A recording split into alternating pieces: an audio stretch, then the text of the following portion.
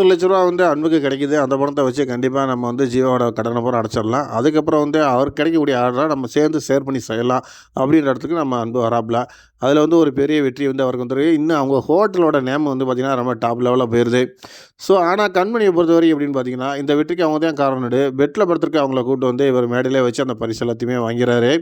So அதுக்கப்புறம் என்ன நடக்குது அப்படின்னு பார்த்தீங்கன்னா, கண்மணி வந்து கொஞ்சம் டைனஸா இருக்காங்க. ஆனா அன்பு மனசுக்குள்ள வந்து கண்மணி உனக்கு ஒரு பிரச்சனை அப்படிங்கும்போது என்னால ஏத்துக்கவே முடியல. உண்மையிலேயே நான் ஒரு பீமா உன்ட்ட நடந்துக்கிட்டது உண்மதான். ஆனா அது வந்து எப்பயுமே வந்து அது நிரந்தரம் கிடையாது. நீ இல்லாம என்னால இருக்க முடியாதுங்கிறத நானு அடிக்கடி உணர்ந்துக்கிறதுக்கான ஒரு தருணம் இதுதான் அப்படிங்கிறத வந்து அவர் அழகா தெளிவா புரிஞ்சுக்கிறாரு. கண்மணிட்ட மனசளவுல அவர் சாரி கேட்கல. நிஜத்திலேயே அவர்ட்ட சாரி கேட்கணும். கண்மணிய நம்ம நல்லா பார்த்துக்கிறணும். இன்னும் நம்மளுக்குள்ள சண்டை இருக்கக்கூடாதுங்கிறது தான் அன்பு வந்து முடிவு பண்ணிறாரு. ஆனா கண்மணிக்கு வந்து டைமிங் ஆகணும். அவங்க உடல்நிலை வந்து இன்னும் வந்து கொஞ்சம் ரெக்கவரி ஆகுறதுனால கொஞ்சம் வெயிட் பண்ணிக்கிட்டு இருக்காங்க.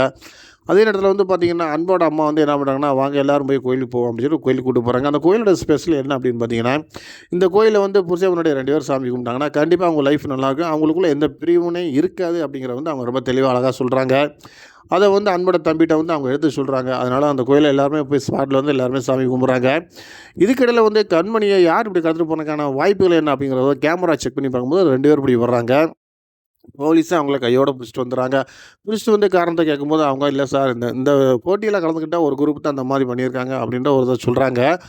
அவங்க மாட்டுனது மட்டும் இல்லாம, வெண்ணிலா மாட்றதுக்கு 100% வாய்ப்புகள் நெறையவே இருக்கு. ஏன்னா, அவங்க வந்து ஒரு கடத்தில தப்பிக்கிறதுக்கு வழி இல்லாம வெண்ணிலாவ கைய காட்டிருவாங்க. வெண்ணிலா அந்த தப்பு பண்ணிட்டாங்க அப்படிங்கிறது தெரிஞ்சதுக்கு பின்னாடி, ஜீவா கண்டிப்பா வந்து இந்த மாதிரி நான் சொல்றத கேளு. இனிமேல் வந்து உனக்கு இந்த ஹோட்டல்ல வந்து இடம் கிடையாது.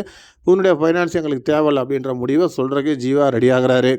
ஸோ இந்த அளவுக்கு ரொம்ப ஒரு சுவாரஸ்யமான விஷயங்கள் நெறைய அடுத்தடுத்த அப்டேட்ல வந்துகிட்டே இருக்கு. தொடர்ந்து நம்ம சேனல பாருங்க, லைக் பண்ணுங்க, ஷேர் பண்ணுங்க, சப்ஸ்கிரைப் பண்ணுங்க.